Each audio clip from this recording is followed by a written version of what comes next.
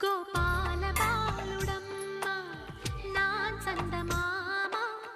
పదే పదే చూసుకున్న తనివి తీరదమ్మ రారా కన్నా కడుపారా కన్నా నా చిటికెలు వింటూ చూస్తానే నేనెవరో తెలుసా నాన్న నేను ఆడించే నీ అమ్మనురా నువ్వు ఆడుకునే నీ బొమ్మనురా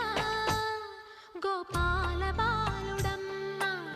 నా చందమామ పదే పదే చూసుకున్న తనివి తీరదమ్మా